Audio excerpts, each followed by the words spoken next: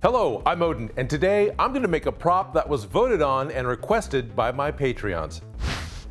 It's Soul Edge from Soulcalibur. This thing took some time to finish. Soul Edge is a big sword, just over 6 feet long. It's huge. All right.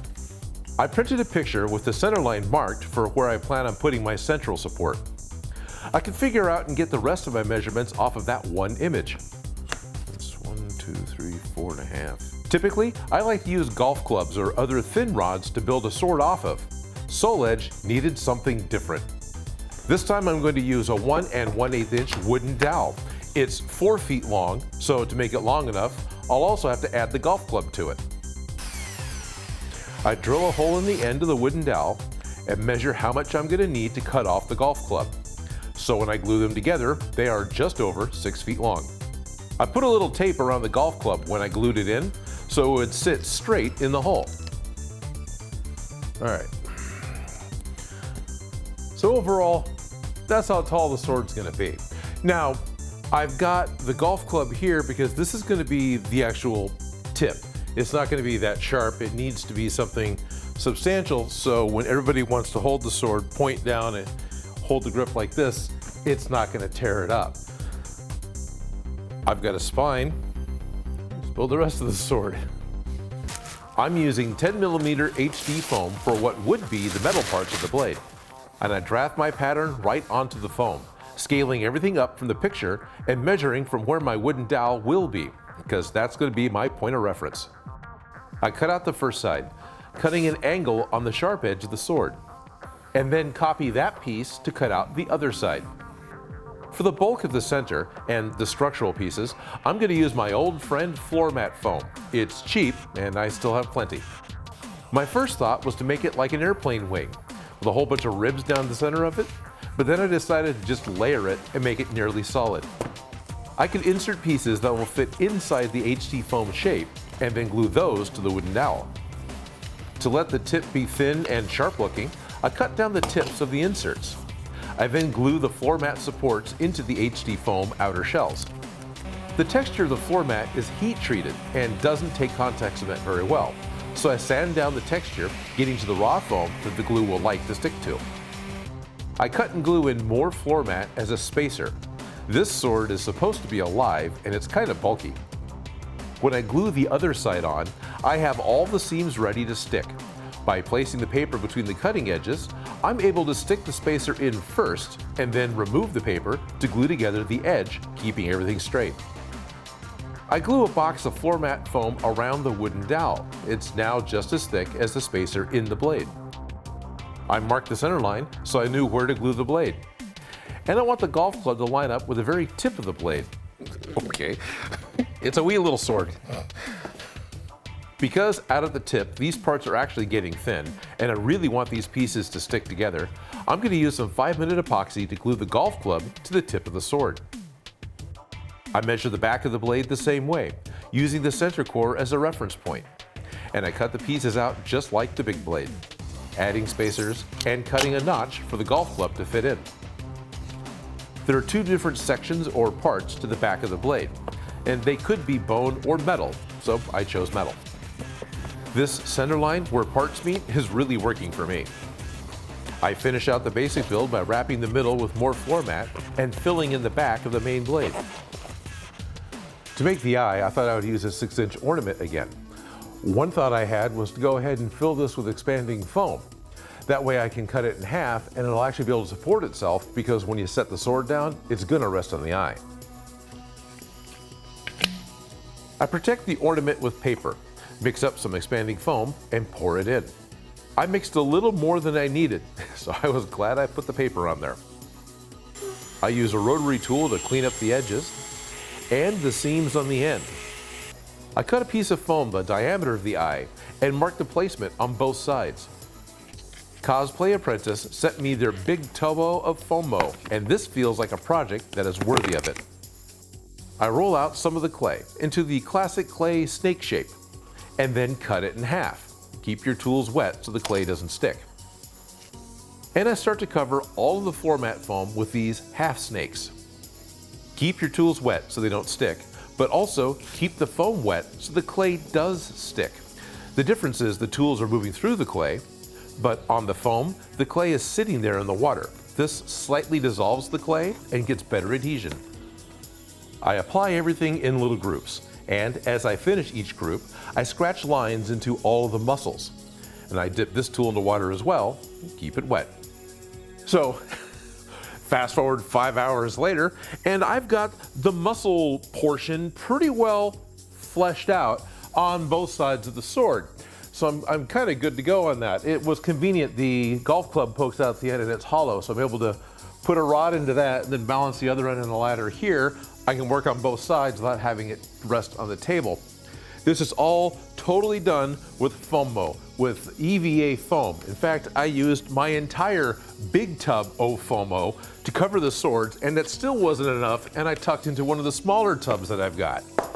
What I'm gonna do next is get the eye ready to go, and I need to finish making the pommel and leather wrap this part. I need to place the eye. I twist off the mesh from the top, and the paper kept the ornament clean. There we go. I carefully cut the ornament in half. I drew a guideline for where to cut, and a little blue tape protects the bottom from scratches. I use the center of some tape to draw the outline of the pupils. Then I primer the eyes and spray paint them in antique white. And I can see the permanent ink through the spray paint, which makes it easy to paint the pupils black. And I add a ring of white around the pupils. And I sponge on a yellowish ochre color on the whites. I make it heavier around the base and lighter up near the pupil. And then I wash all the whites of the eyes down with some yellow. And I put on a lot and then wipe most of it back off with some paper towel. With a fine brush and some red paint, I add blood vessels around the base of the eye. It sort of looks like a red tree forest at sunrise. I mix up a sickly green color and brush in the first color for the iris. And then I lighten the color up and brush out the second color. Plus I add a near white ring next to the pupil. With a mouse gray, I draw the lines of the iris over the first 3 colors, which completes the painting on the eyes. And I'm going to spray these with a gloss coat sealer. So pretty much the entire sword is foam. That's normal for me, right? Shock, surprise, Odin built something out of foam. But the handle needs to be something you can actually hold on to. And this thing's got enough, it doesn't weigh a lot, but it's got enough leverage on it because of the size. You need to be able to hold on to this and really grip it to move it. Otherwise, yeah. So what I'm gonna do is I'm gonna wrap it with leather. And I've got a piece of buffalo hide, just a little tiny bit of it, that I've had stored away for a very long time. I'm going to use this because I like the texture on it and I like the idea of using buffalo for the grip. So I cut the buffalo into strips and apply contact cement to the leather and the exposed wood. After about 10 minutes, the glue is ready to be stuck together. I cover my cut edges as I wrap the wooden dowel. I'll go back and glue down some of the flaps that don't stick this time. I wrap a piece of 10mm foam around the end of the dowel to make a pommel. Then I'll cut off some of the extra and then add some decorative pieces to complete it. I add more foam clay to make sure the leather is grown over and looks like it's parts of the sword. The paint on the eyes is dry, and I can apply contact cement to the foam backs. This 2-part expanding foam is safe for contact cement. While the glue sets, I add the 3 circles that run along the blade edge on most versions of the sword. And it needs a second smaller ring inside. Definitely keep small pieces of pipe around to help make these circle marks. Then I stick the eye onto the blade, pressing down to make sure it has good adhesion. It's all fun and games until someone loses an eyeball. I add some craft glue around the edge of the eye so I can stick on a second ornament, covering the eye with a shiny plastic layer. This will protect the paint and get the best shine that I can have. I roll out more clay to make the eyelids, slowly building up a wrinkled eyelid. And I add a little more later and some warts. I start adding veins or tentacles over the muscle fibers. These I do not add a texture to because I want them to be smooth. I work my way around the whole blade, covering it with what I thought was enough veins, and it wasn't. I did a full second layer over this one. And I'm getting ready to paint, so I cover the eyes with some paper, pulling back the eyelids to slip the paper underneath. I suppose it makes sense that Soul Edge would have a nictitating membrane. The eye is protected, the leather is covered, and I can paint all of the foam in Plasti Dip. Black for the metal areas, and I have some red for the meaty center. Then I spray paint the metal parts silver and hand paint the veins that got sprayed back to being red. I paint the circles gold. They needed something. I make a mixture of liquid shoe polish and water and then heavily coat the meat with it. I do try to keep the drips to a minimum, but I can't catch them all. I also coat the silver with the shoe polish. More near the muscles and none on the cutting edge. I really like the patina that I get from shoe polish over the spray paint. It takes a while to cover everything, adding enough to really darken the cracks, but not so much that it just drips and runs all over the table. And I make sure to weather the back blades as well. I use a bright red acrylic paint and sponge it onto the veins and some of the muscles. I'm just using a torn piece of couch foam. The real trick is to put on enough paint that you can see it, but it doesn't cover up everything in a full, fresh coat of paint. This step takes a couple of hours. Next, I mix up some orange with the red and sponge the veins and the warts and a little around the eyes. I use even less paint than the last coat, so this takes less time. My final gloss coat, or glaze, is a mixture of acrylic floor wax and red food color, nice and bloody. I paint over the meat with this gloss red sealer. Minimal dripping, but it's enough to look wet, but not drip all over the table.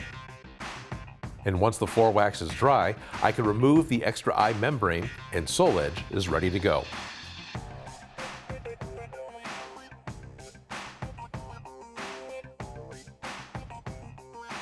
Most of the items I use for this build I picked up locally. I put a part list in the description.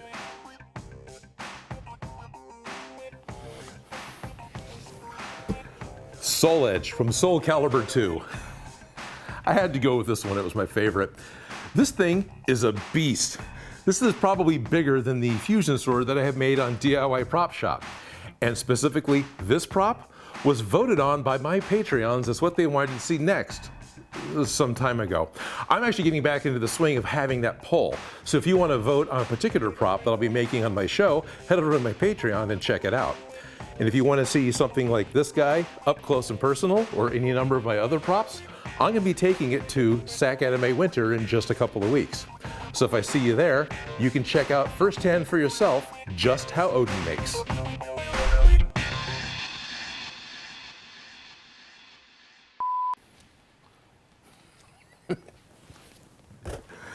Sole Edge from Soulcalibur II. This thing is a beast. This thing, I just can't control it. With guest appearance, Joe! It's Joe! I want to thank Jessica McKenzie, Braeden McDonald, and all of my Patreon supporters. You guys really do make this show possible. If you liked the video, don't forget to subscribe. Have an idea for something for me to make? Please leave a comment below.